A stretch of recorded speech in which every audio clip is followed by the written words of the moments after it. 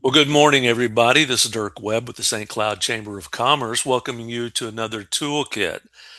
These are the virtual sessions that arm you with the tools to run your business.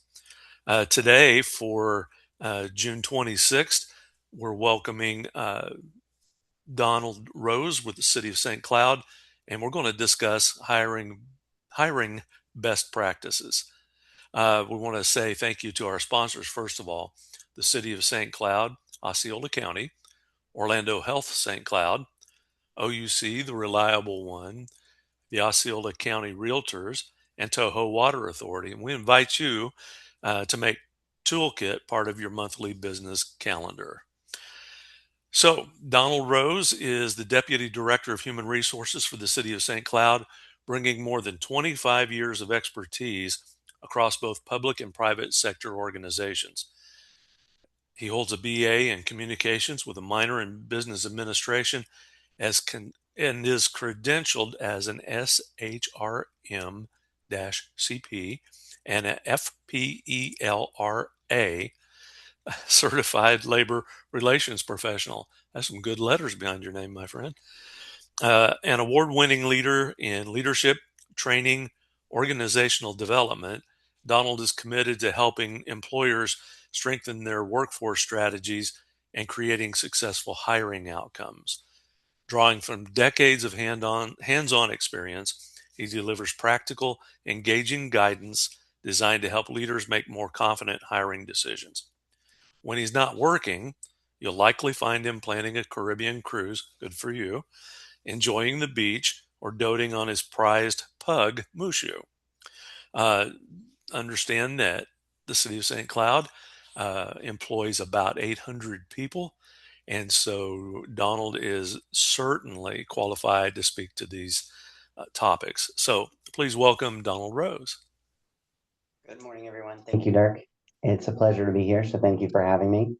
I'm excited to talk about this today. I actually started, apparently, according to that bio, decades ago, so I guess I'm old, but I have a retail background as well initially, and I have a lot of smaller business management experience, private companies, small businesses, corporate. So I can relate to this topic a lot. I've lived it, I've experienced it, I've learned a lot of it the hard way.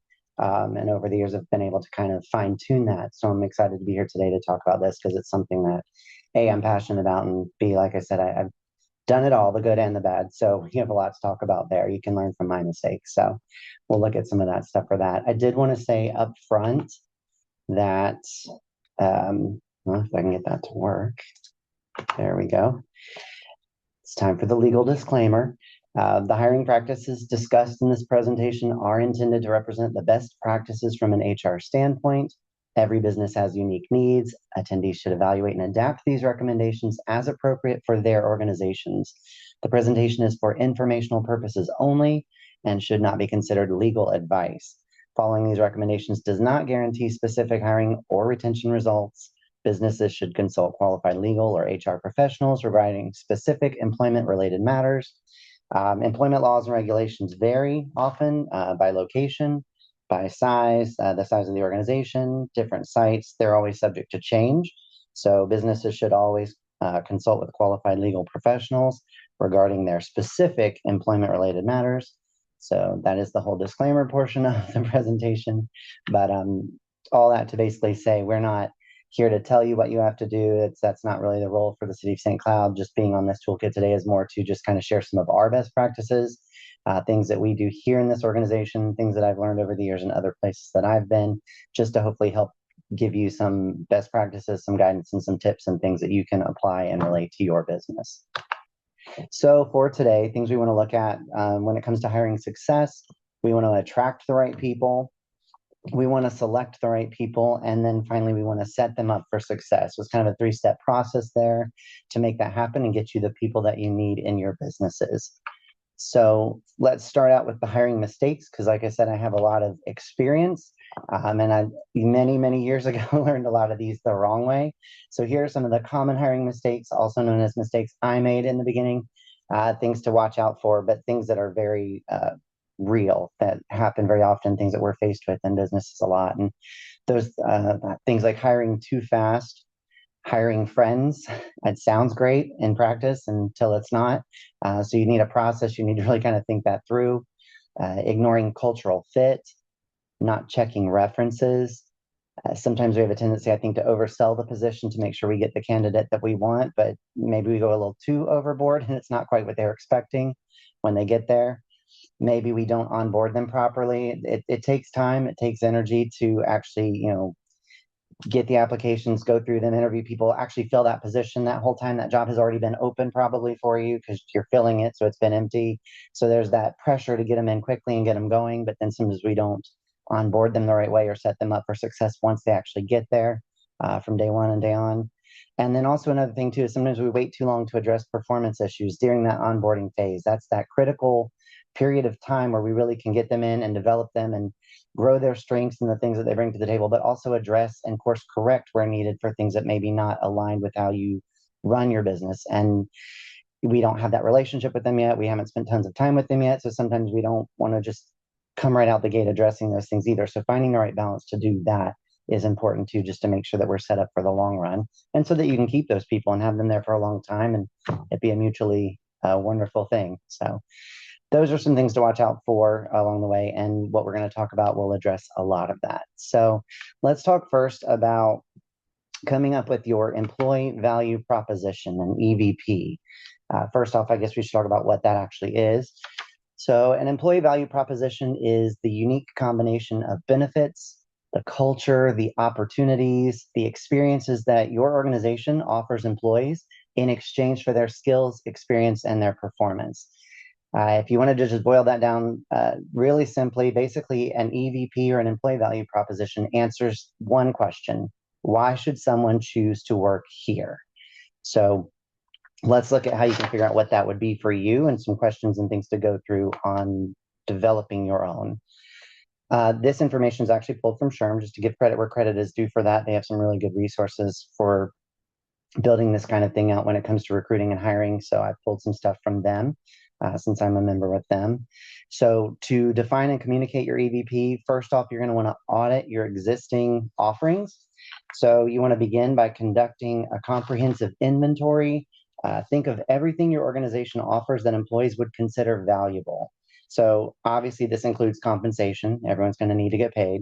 Oftentimes this is things like benefits as well, maybe perks that reflect your company culture.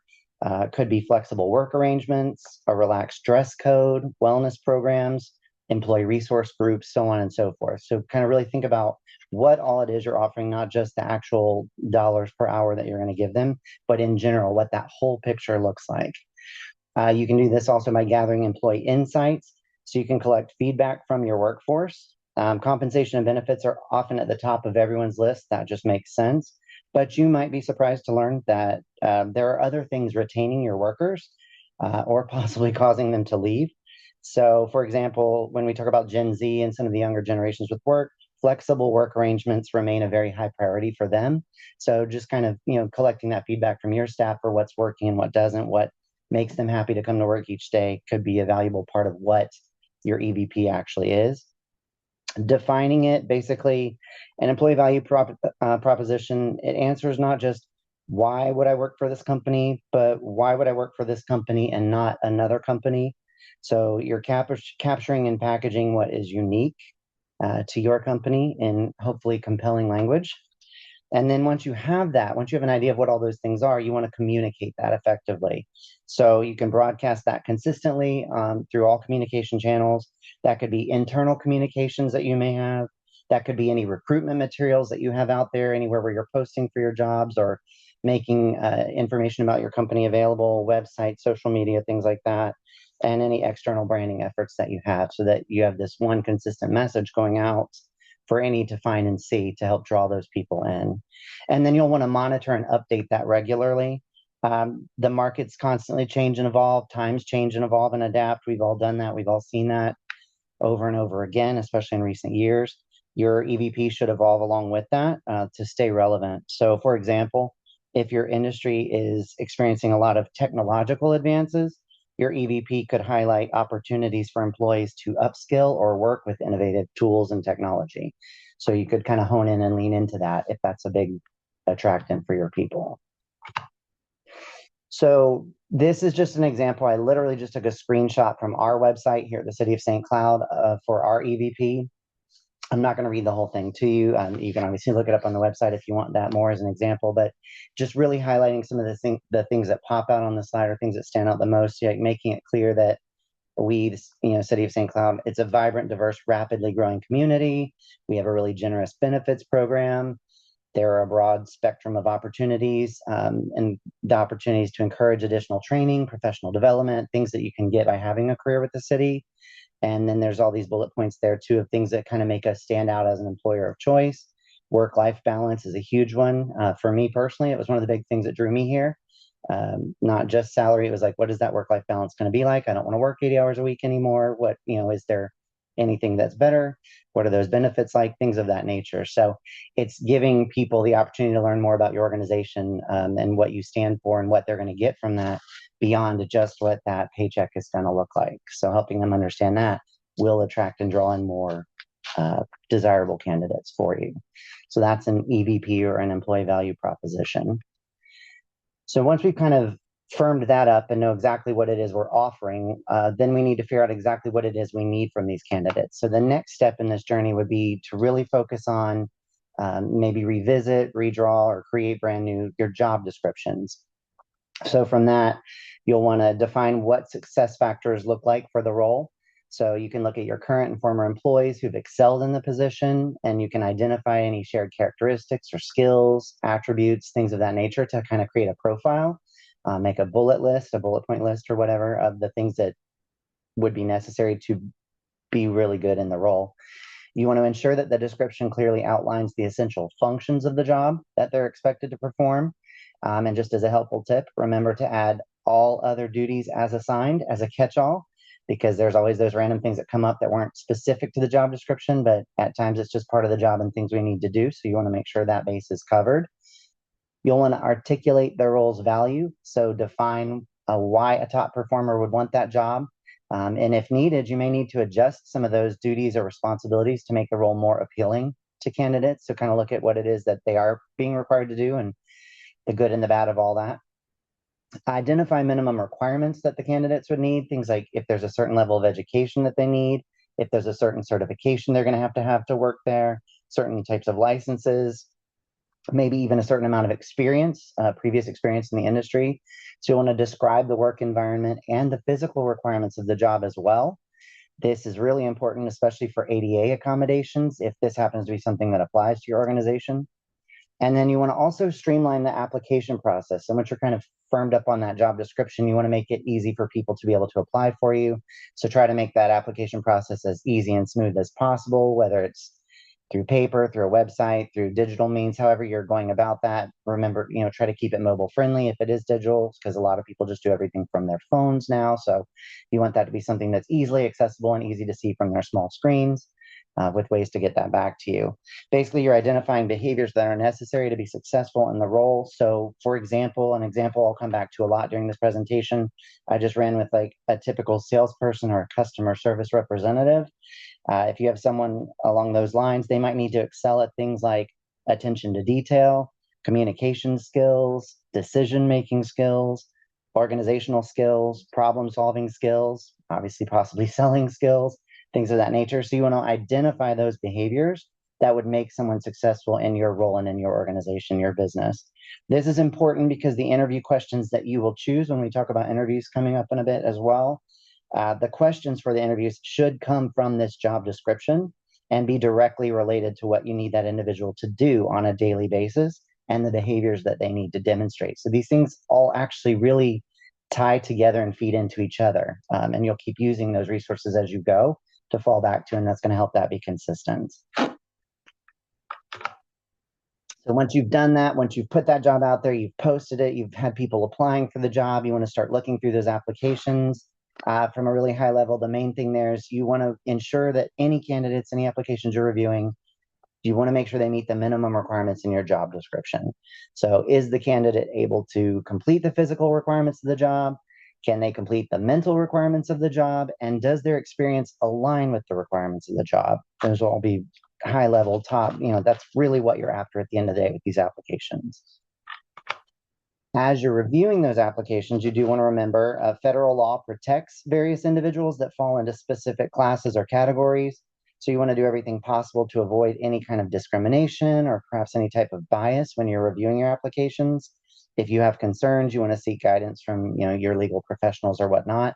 There's just an example on the screen of some of the things that are protected. There are actually many protected classes for that. So you just want to be mindful of that and never assume. You have no idea when someone's, an applicant of where they may fall in any of these. So just be mindful of trying to be as fair and consistent as possible across the board. So let's talk about building out these interviews and what that should look like and how we can go about that. We already mentioned that these interview questions, these things are going to come kind of from this job description. It's kind of all married to each other so that your applicants are coming in, they know what to expect in the job description, and now you, in conversations with them in these interviews, are identifying that and verifying that that is correct and that they do possess the skills you need. So your questions should be focused on obtaining the necessary information to assess their skills and their qualifications and or their ability to perform the essential functions of the position. So you'll want to formulate questions that will help identify the information needed to fill the position successfully. Develop questions that relate directly to the criteria and behaviors that you identified in the job description to meet the business needs. And this will address the candidate's job-specific experience and also their behavioral or interpersonal skills. Just of note, too, when it comes to that, valuable information can be gained about a candidate from their academic or life experiences or interests as well. That the candidate has had, even though it may seem remote from the job for which they're interviewing. Maybe they've not had the exact job title you're hiring for, but there can be parts of their experiences, their education, their other things that overlap with that and make that relevant and make that relatable. So your questions, your interviews are going to help you pull that out. You're going to get that information from them. So be open to that as well. They don't necessarily need to have done exactly what it is that you're advertising. They just need to have those skills and those abilities, and that could be relatable from other things that they've done. So the interview will help you parse that out. You should have interview questions that speak directly to the behaviors necessary for the role. Like we said, that you've already identified. You did this in the job description, so you already know what they are. We mentioned before, an example of a salesperson or a customer service person. They may need to possess skills in communication, organization, selling, things like that we talked about. So the questions you ask in the interview should help you determine, do they or do they not possess those behaviors? So let's talk about all the different types of questions that there are that you can use in interviews, the good, the bad, and the ugly. So I'm going to give you some examples that will hopefully help you or guide what you should be looking for, what you should be doing. And then we'll also talk about some things you want to avoid or not do in an interview as well. So I've got a lot of information here for you related to that. If you have any questions or anything, feel free to jot them down or put them in the chat, and I'll try to come back and address those as we go or at the end. But let's dig in first with the types of questions you want to use. These are the things you want to do as you develop these interviews. So the first one here is open-ended questions. Open-ended questions are questions that begin with how or why or what. Basically, they invite an applicant to answer at length. They'll cause the interview to flow more as a conversation, which permits the applicant to do most of the talking. These questions invite more elaborate responses. They could be informational or they could even be related to attitude. So, for example, a good open-ended question might be, what do you enjoy most about working with customers or helping customers? And that gives them the space to kind of share their experience, their feelings, their thoughts related to that, and give you a better grounded understanding of who they are. The next category here is competency-based questions. So for that, these are technical questions that can help you measure the candidate's knowledge in job-relevant areas. An example of that would be, how would you handle a customer who wants to return a product but doesn't have a receipt? And then that'll give you some idea of specific technical qualifications that they have or that they bring to the table for something like that. Alongside that would be the next category, situational questions. These are questions that require candidates to imagine how they would react in a certain situation. As a best practice, I would use these sparingly. For example, a situational question could be like, suppose two customers need assistance at the same time and both appear frustrated. How would you handle the situation? Because it's situational, they're not telling you something they've necessarily done in the past. So if you ask me this question, I'm going to just tell you what you want to hear to the best of my understanding for the question itself. So again, you'll want to be kind of sparing with this kind of thing. A better way to kind of get to this information would be to use a behavioral based question. And that typically for us here, specifically at the City of St. Cloud too, the majority of our interviews are going to really dig into this category. This would be kind of like the all-star one. If I could highlight it or put it in a different color or something on the slide for you, I would. If you're taking any kind of notes or anything like that, this is kind of the big one. This is the meat of what you're going to be pulling out.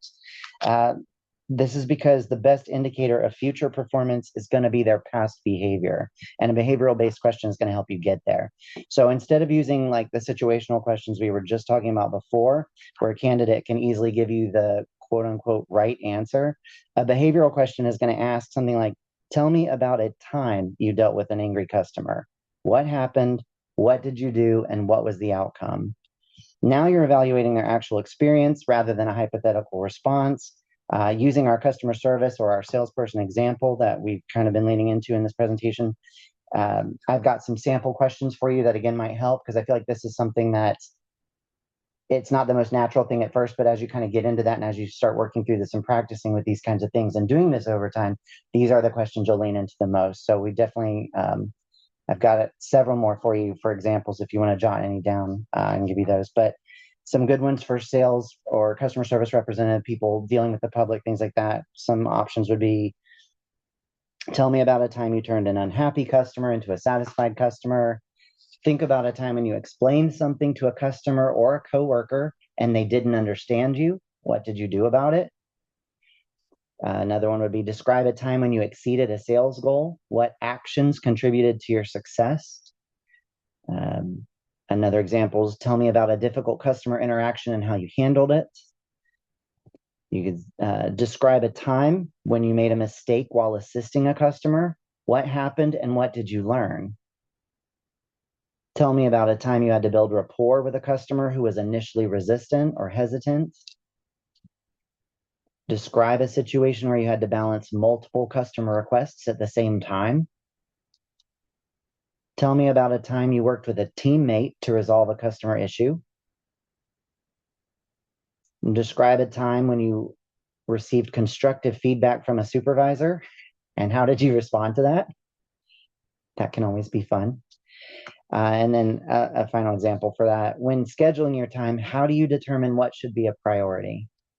So those are all really good examples of questions that really dig in and help you better understand how this individual is going to handle things in your business based on their past behaviors, things they've done, examples that they have from previous jobs or previous education or whatever experience that they are bringing to the table. It's going to give you a really solid understanding of what they're going to offer and whether or not that lines up with what you're looking for.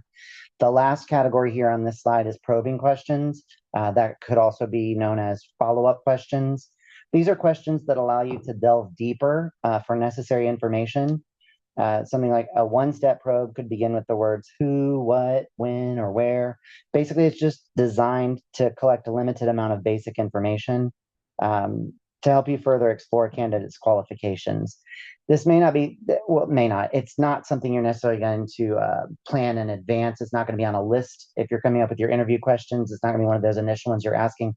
But basically, a good example of this would be if a candidate says, I was able to calm down an upset customer. For you as the interview, you might want to ask a probing or a follow-up question here, something along the lines of, well, what specific steps did you take to de-escalate the situation, or what was the outcome? Tell me more about that, because that you didn't get a lot of information out of that. Oh, I calmed down an upset customer. Okay, well, tell me how. So a probing question is appropriate at that point to kind of help you dig a little deeper to understand more of how they got there, what they did, what that actually looked like in reality. Um, so that's something that you will kind of use as you go, and it's case by case. It's going to depend on what information they're giving you up front on if you need to dig a little deeper.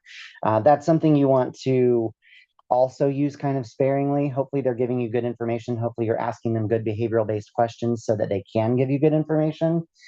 Because if you ask a ton of probing questions, if you're constantly having to dig and dig and dig and dig to get things out of them, an applicant could start to feel a little defensive, or it could make things a little more uncomfortable. Like it's not going to be as organic or flowing the way that these behavioral questions will get you there. So you do have to use them from time to time. Absolutely. That's something we use them here.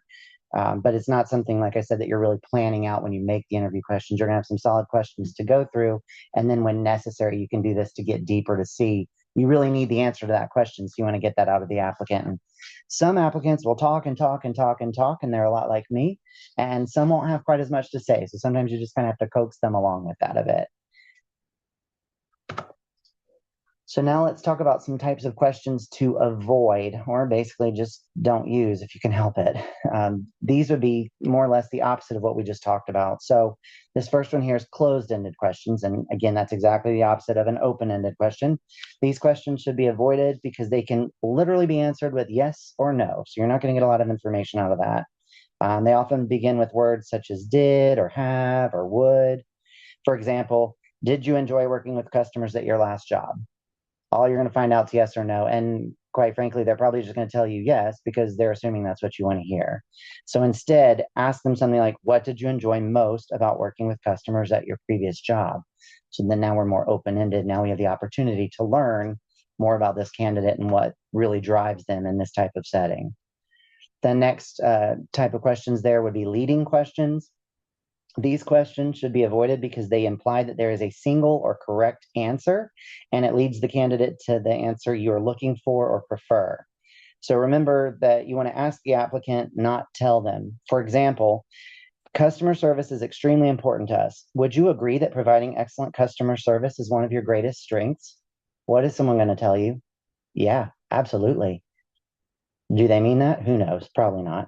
You're not going to find out that way. So you don't want to kind of lead the witness, if you will. Instead, you could ask something like, describe a time when you provided excellent customer service. And then that's going to give you that information. They're going to have the opportunity to share examples of what they've done in the past. And it's going to shine a light on what they really do with customers as opposed to just what they think you want to hear. You also want to avoid loaded questions. These are questions that force an applicant to choose between two undesirable alternatives. It puts the applicant on the spot. So these questions should be avoided. They don't usually provide any valid information either. So, for example, if you ask someone, would you rather make a sale or keep a customer happy? What's the right answer there for the applicant? What are they supposed to tell you? It's kind of Sophie's choice at that point. Like, yeah, you're not really going to get far with that. And they're kind of guessing to begin with on what you want rather than sharing relevant experience that they've had in the past. So instead, you could ask again, a better question would be, or a better way to phrase that would be, tell me about a time when you had to balance sales goals with customer satisfaction. And then they can share their own experience and it provides you with that information without, making them choose or leading them on. The last category here is multiple or compounded questions. Asking multiple questions at once only confuses the applicant and it makes it difficult for you to get the information that you're seeking. For example, tell me about your previous sales experience, your customer service experience, how you handled complaints, what your sales goals were, and why you left your last job. I just read them all to you, and I still don't even know what half of them were. So I can't even imagine what someone on the other end of that would be thinking if they got all those questions right up front at once. So break it all down into bite-sized chunks for the people during the interview. Instead, ask them things individually. Tell me about your previous sales experience, full stop, and let them share what that looks like. Then you can follow up with some of those other questions in a more organic and conversational way rather than loading it all up front. Multiple or compounded questions typically confuse candidates, and most of the time, they're going to lead to incomplete answers. They're not going to remember everything you asked in the first place, so they're not going to be able to cover all the bases and give you all the information that you're trying to glean from them. So again, just kind of break that down and make that more bite-sized for them as well. It keeps it more conversational as well. You don't want them to feel like they're at some kind of interrogation. Hopefully, they're not in a dark room with a light bulb right overhead strapped to a chair when you're asking all these questions. So you want it to be a more comfortable environment for them to begin with anyway. They tend to be nervous up front regardless for interviews. So you're doing everything you can to make this more conversational and more comfortable for whoever's there. Now, for other questions, these are ones that you should never ask. So let's touch on that too, because that's important to keep in mind. These are things you don't want to get into hot water over or don't want to dig yourself into a hole with. Remember, questions should always focus on whether or not the candidate can perform the job. not on any personal characteristics that could be protected by law. So do not ask questions like, how old are you? There could be age discrimination concerns here. Instead, you could ask, are you at least 18 years old? And depending on what your business is, you may not need that information at all. That may not even be relevant, but certain jobs may require someone to be of a certain age.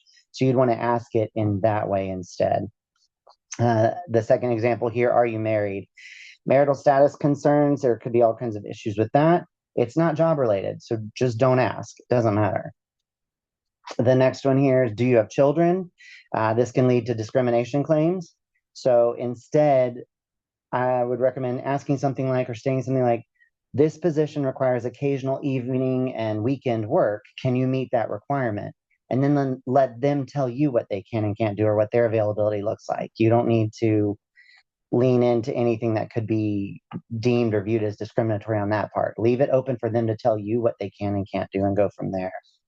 The next question here, do you have any health issues? Uh, Disability related inquiries at all are completely federally restricted. That just can't happen. So instead, again, a better way to kind of approach subjects like that or things like that to make sure that they can do what you need for the role, for the business, for the job you're hiring for, would be just to kind of state what the position requires. This is already in the job description anyway. So a better way to kind of get to that would be, for example, this position requires standing for extended periods and lifting up to 25 pounds. Can you perform these essential functions with or without reasonable accommodation? And then it lets you know, yes, they can do what I need for this position, or no, they can't, without getting into any sticky territory. And then the last one here, when do you plan on retiring? Again, we're looking at possible age discrimination kind of concerns then.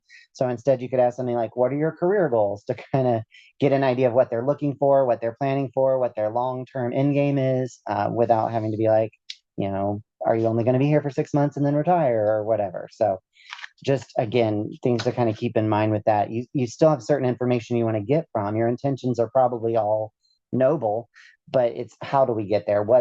How should we ask certain things? How should we look at certain things? And all of that, like I said, it's all coming from the job description anyway. If you've built that job description properly, all this information is already listed. So you're just following up in these interviews with questions to make sure that they read it, that they understand it, and that they can do those job functions.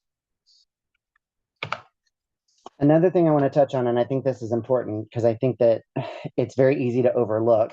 Um, you want to assess if the candidate is a cultural fit with the team and the business overall. When I say cultural fit, basically I'm just referring to how aligned an employee is with the culture of your business. That means the employee's goals, their values, their belief system connect with the business's own goals and values. So you're working to determine if the candidate could succeed in your environment. For example, are they customer focused? Are they team oriented, reliable, adaptable? So during the interview, you can ask questions to kind of evaluate that alignment with your own business, and for your needs. So there's some examples here on the screen. What do you appreciate most about working in a team? Do you dislike any elements of teamwork? If you had 4 different projects to simultaneously work on that all had similar deadlines, how would you approach the work and organize your time? What motivates you in your day to day work? What brings you joy in this work? When was the last time you messed up on a project or a task? What did you learn from that? Or what qualities do you like about your current colleagues? Things like that will give you a better idea or understanding of if they're a cultural fit or not. And like I said, I think this is something that sometimes, again, we're all in a hurry. We all have a million things to do, and filling a vacancy is just one more thing that we didn't. It's necessary, but it's not necessarily fun. We're ready for someone just to start and be able to do what they need to do because we're tired of working like open to close every day and doing double work and this and that and the other. But it's important to evaluate this part too. The other things, the skills and things like that, it's kind of black and white from the job description to their experience of what that looks like. But you can find someone who excels at the skills itself, but then are they the right fit for your group? Do they fit in with the culture of your team? What does that look like? So you want to take that into consideration too as you're going through this interview process and looking at the candidates. It's very easy to focus on the specific duties and responsibilities, but you want to make sure that they fit, that they belong. You want them to come on board. You want to invest time in them, and you hope that they stay. So you don't want to bring in this amazingly talented person who can do X, Y, and Z, but then they're just the opposite of what your business is all about and how it operates and how you're other employees are. It needs to be a fit. You can always teach someone specific job skills, but you're not going to be able to do much with their attitude or anything like that once they come. That's not really something you're going to be able to ship. So again, I think it's important to take a moment to consider that as well when you're going through this whole process. And then the other thing in interviews that you'll want to be mindful of or keep an eye on are their nonverbal cues. Obviously, they're talking to you, they're answering your questions, they're giving you a lot of information, hopefully really good, valid information based on their experiences and not just lip service or things like that. But their nonverbal cues are going to help you determine where all of that's stacking up and where it all makes sense as well. It's going to kind of all come together to create a picture of what you're looking for. And when I say nonverbal cues, it's here on the screen for you. Basically, these are signals the candidates send through their body language. It could be their tone of voice, it could be their facial expressions, even their amount of eye contact. They can reveal a lot about their personality, their attitude, their emotions, and how they fit with your culture and environment. So, again, that's going to be things that help you pick up on that. For example, if a candidate smiles, nods, and maintains eye contact, that could indicate interest or enthusiasm or confidence. But if a candidate frowns or has their arms crossed or avoids eye contact the whole time, it could indicate boredom or discomfort or even dishonesty. So, again, it's not just the words they're saying, but it's how they're saying it and what their body is telling you as well during this process. So, be aware of that too. I love in person interviews for that reason. We do a lot of phone screenings and things as we're filtering through, but I like to have those in person interviews as we get closer to the selection process because I want to see the person in real time and get a feel for all of those things. And that's, you can do it virtually too, but it's easier when you're there in the same room sharing the same space. So it's important to keep an eye on those nonverbal cues as well. So some common interview mistakes. We talked about common hiring mistakes earlier. Some common interview mistakes, things you'll want to avoid. Again, hi, learned all this through experience. So learn from my mistakes. Don't talk more than the candidate. The goal is to get to know them and their experience. And if you are sometimes a chatty Cathy like I can be, you want to share lots of great things about the business and different this and that and the other. You'll have time to do that all down the road if you hire them. This interview is about them. You want to get to know them and make sure they're the right fit for you. So make sure you're giving them the space to talk. Um, Hiring based on gut feelings. I guess it depends on how lucky you are, but that's not really the best way to go here. You're going to want to go on facts, things that you can verify and check out, and things that make sense based on the interviews. So again, I wouldn't really stick to just, oh, I have a good sense about this. Like, keep that where it needs to be. Asking different questions to different candidates. It's going to be very difficult for you to assess all of the candidates together and compare them if you're not giving them the same litmus test, if you're not asking them the same questions. So the best practice here is really, you've got that job description done, form those interview questions from the job description and ask those same questions to each candidate, because then you'll have a very consistent way to measure them to see what their skills look like, how they evaluate compared to each other. Now, I'm not talking about probing questions there. Obviously, we talked about that earlier. Those are a little more case by case. Some candidates are going to give you their life story in an answer to a question, and you're going to have all the information you need. Your next interview might only give you like a 2 sentence answer. So you might need to dig a little deeper and ask that probing question. It's okay to have probing questions that come up in certain interviews and not in others. That's just helping you get to that information that the candidate did not provide. But as a general rule of thumb, you'll want to ask the same questions to all the candidates. And then you'll have a very easy way to evaluate them because of that. Ignoring red flags. This is no different than anything else in life. If your spidey sense is tingling, pay attention. If there's red flags, be wary of that. Don't just breeze past that because you need somebody to start tomorrow. Like, really consider what those implications are and what that might be. Another interview mistake is skipping reference checks. Again, we've talked about this is time consuming. It's not always ideal. Sometimes, this position is open. We need it filled right away. We would have liked to have had it filled yesterday or last week even. So all these extra things take time, but it's also going to make sure that we're set up for success for our business and also for the candidate. So taking time to check those reference checks, if that's something you do as well. And then again, all of that, like I've been saying, rushing. We all get tempted to rush because you're short staffed. You've been working, 16-hour days just waiting because you need some other bodies to fill those spots. But again, be careful on that. It's difficult in the moment, in the present, but you're laying the groundwork here for a long-term solution, not a quick Band-Aid fix. So if you're doing this the right way, yeah, it's not fun right now, but this is going to take care of it for the long run. You're not going to have to keep doing this over and over and over. So let's talk a little more about reference checks too, because we haven't talked about that yet. So you've done all these interviews, you've narrowed it down to your top candidates. A really great practice here would be to do a reference check. It's a very cheap risk reduction tool. It's going to give you some really good information about the candidate from another source rather than just the horse's mouth. Um, it's going to let you know more about their past experiences and things like that if you do those. So some basic questions you can ask are right here on the screen. Would you rehire this person? What were their strengths? What coaching did they need? What were their opportunities? And how did they work with others? And not every business will do them. You may call for some reference checks and they may be like, we don't do that here. If that happens, that's not unusual. Some people may just be like, well, we can only verify the dates that they worked and the position title or whatever, but it can't hurt to try and check a couple of references there to see, because if you can get this information, it's going to make you feel that much more secure.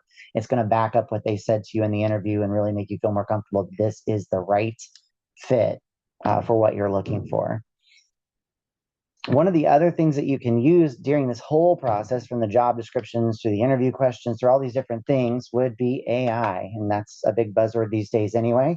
So I felt like it would be fun to throw it in here and talk about it for just a minute, how you should or should not be using AI for hiring. Because it can be really useful and really helpful, but there's also some things you need to watch out for. So ChatGPT or Gemini or whatever it is that you may possibly already be using or working with can help you develop or write those job descriptions. So again, if you've got those bullet points, you've got those characteristics that you identified of what someone needs to be able to do to be successful in that role, it can help you flesh out or come up with a job description so it can really get the ball rolling for you.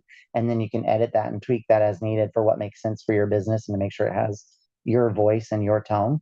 It can also help you draft interview questions. Once you have that job description, you can give that job description over to an AI assistant, and it literally can develop questions for you. Again, that you can then kind of revise, review, go through, and kind of tweak. But it's going to help you. It's really makes for a good a partner or assistant in a sense for that. It can help you create onboarding checklists for hiring that person, bringing them on board, training them.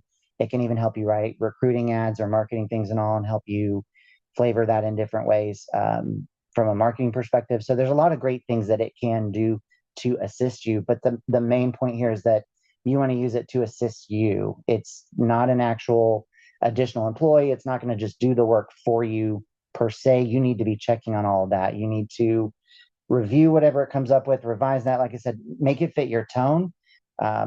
Your business may have a specific tone or theme or style, and you want to make sure it fits that it sounds like your business. Like, you want to go through and edit that as needed so that it's coming from you, from your organization. But it can really help you kind of get that ball rolling, like I said, on coming up with a lot of that information, and then you can flesh that out. Something else too is don't use AI to hire for you. Don't put in all the applications and things to be, review these for me. What's the best candidate based on this job description? Things like that. It sounds like a nice, great shortcut, but it can also lead to unintentional bias. There can be problems there with AI deciding those things for you. So you should never be letting it make hiring decisions. Just use it as an assistant. You can't really go wrong if you're just having it kind of help you get some of that framework set up, and then you tailor that to what your needs are, and then you make the decisions, based on the information that you glean from that. Don't rely on it for those kinds of things.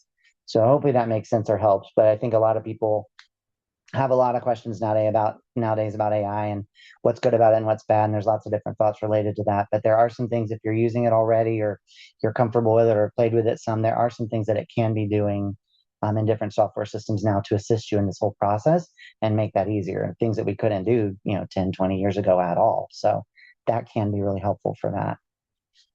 So we've talked about putting together this job description. We've talked about attracting the right people. We've talked about selecting the right people. So all that's really left is to set them up for success. So we need to talk a little bit about onboarding. So you found the right person. They're going to start. It's day one. This is great. Finally, you got that body where you need it. They're here. But you still have some work to do. You can't just turn them loose on day one and be like, figure it out, I'm going on vacation. Like, they're going to need to be set up for success now at this point. So you'll want to create an onboarding plan, basically that initial on-the-job training that you're going to have for them. I would recommend, or best practice for us here, like literally mapping out what that looks like, What systems do they need to learn? What technology are they going to need to learn? What policies? What are the rules? What the handbook, if you will? How do you run your business? What are the employees supposed to do or not do in certain situations? You're going to need to map out what that looks like. It can be helpful sometimes even to print out a calendar or make a calendar digitally for that and fill it in. Like on this day, we're going to work on this, we're going to work on this. So you kind of have checkpoints on the way or a checklist even of what it is that we need to cover to make sure that I'm imparting my wisdom to this individual or that others in the organization who've been here for a long time might be mentoring or helping this position. These are the things we need to cover to ensure they're ready to go and that they have everything they need to be successful on their own in X amount of time. Um, that could look like 30 what should they be able to do in 30 days, what should they be able to do in 60 days and 90 days from now, where should they be at, what should they have already learned, what should they be comfortable with or competent on, what are things that are going to take a little longer to learn, what's the learning curve in general for things like that. So map that out to help them better understand and then communicate with them. Communication, actually, this is going to be the main key of all of this, is having these conversations, communicating with them, letting them know how it's going. You can do that through a variety of different ways. We do that here. Something that I do with my team, I have monthly one-on-ones with all of my employees, or once a month. It's in the calendar. It's a recurring thing. With this time is always set aside because otherwise it just gets busy and it would never actually happen. So it's literally built in. I know in advance it's happening. They know in advance it's happening. It's recurring on the calendar, and we can sit down and they can talk to me about what they've been working on, what they're doing, what's been successful, what they're excited about, but also, what they're struggling with, what opportunities they need my support with, things of that nature. But it's building in that consistent, ongoing communication so that I know how they're feeling and how they're doing and how things are going in their role. And they also understand clearly, what I need from them and what my expectations are, and so that I can support them as needed too.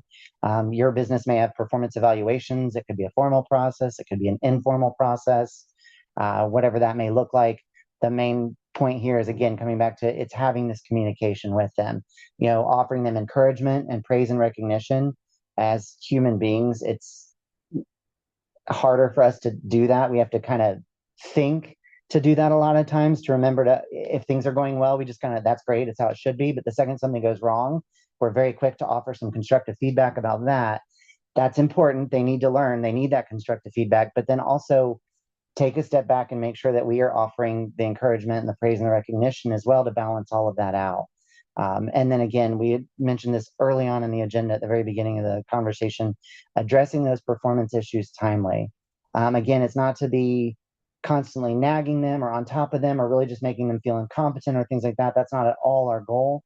But again, if there are things that they're doing well, you want to note that, you want to talk about that. And if there are opportunities, or if they're doing something subpar or not the way it needs to be done, or whatever that looks like for your business, you want to address that and reset that, so that they can be set up for success and so they can learn to do it the right way, rather than 6 months from now address it when they've learned it the wrong way and can't unthink or undo that. So really staying on top of all that in those beginning period of time, whether that's anywhere from 30 days to 6 months, whatever that looks like for your business, to make sure that they really, really, really do have a solid foundation built for them so that they can literally be successful, so that they can come into that role and be what you need to be for the business, so that you can do what you need to do and not have to worry about that part anymore either. And then you want to retain them. And a big part of that is onboarding them and setting them up for success the right way. Because again, we've gone through this whole process. You don't want to turn around and do it all again in 2 months. That's just frustrating for everyone. You want to set them up for that success and keep them. You want them to be there long term, hopefully. So when we talk about retention, it's really, again, that communication is the biggest part of this, setting very clear expectations, giving them consistent feedback, giving them recognition, affording them growth opportunities where there are opportunities. Some people are going to come in and just shine or exhibit skills that are related to something else, maybe a new opportunity, lateral or higher up, or whatever that may look like in your organization, making those opportunities possible for them to develop and grow.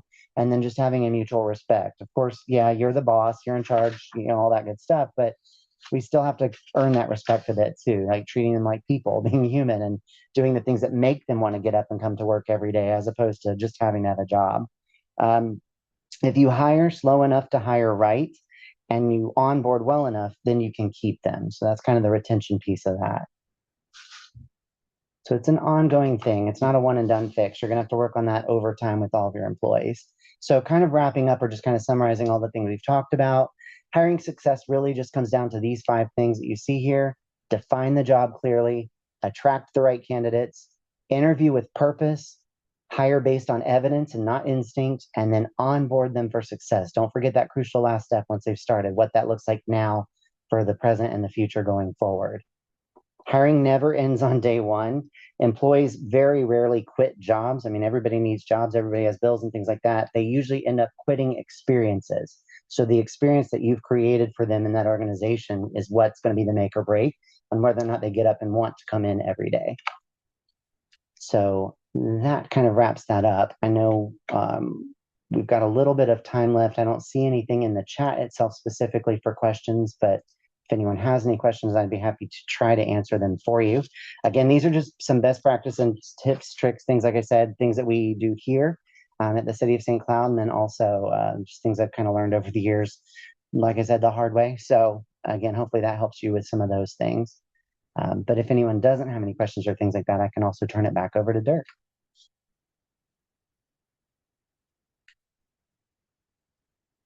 I think you're on mute, Dirk. Yeah, I think I was muted, which some people would really prefer. Um, so you had a lot of great information in there, especially the 30, 60, 90 plan. We use that here, and I think it really helps me and it helps the folks who work here to kind of understand what each other is thinking as we start the process and start the journey. So it's a great point there. I did have one question, if you don't mind. In hiring people, they put references down that they usually know are going to give them a glowing review. So I loved the questions that you could ask, the references. Those were great. How do you cut past the baloney of, yeah, this is a glowing reference? How do I get to the real truth? Do you have any further observations there? Uh, for me personally, again, just from my best practices, that I'm not, necessarily the end all be all for that. But what I would do is I would actually try to see if someone is still working somewhere. I'm not going to call there because maybe, that employer doesn't know this person is looking. So I'm not going to try to call somewhere where they're currently working or things like that. But I may go off script a bit away from what they listed as their references because I assume that's, their aunt or their best friend or their whoever mom is going to give them a glowing review. I may try to see some of the former places that they worked or things related to school, whatever that experience looked like on the resume. Maybe there's someone at one of those businesses that would be willing to share. And again, I don't ever try to reach out to someone if they're currently working somewhere, but those previous jobs ahead of that where they're no longer there, sometimes you can find someone who will be able to share with you some valuable insight into how they worked and what that looked like. Because you're right, the references that you list are, I'm not going to give you a reference that's going to say anything negative about me. I'm going to give you the best things ever. So yeah, that's a great question and a great point. So it just depends on what information you have and what's on their resume and application for you to really look into further. You may not always be able to get them, but sometimes you can get some great information that way. Very good. Any other questions? We've got about 3 minutes or so. Any other questions? All right, very good. Well, Don, thank you so much. That was packed full of information, great information, and hiring can be scary. Uh, Mm-hmm. and so we know that because of if we do it the right way, in other words, it doesn't have to be, it can be a positive experience for everybody. So I want to thank Don Rose from the City of St. Cloud and, of course, all of our sponsors. Thank you for being a part of the Toolkit, and we look forward to having you next month. Stay tuned in to the Chamber's announcements on our events, and you'll be able to keep track of when the next Toolkit is. Thank you, Don. Thank you, everybody. Bye bye. All right. Bye.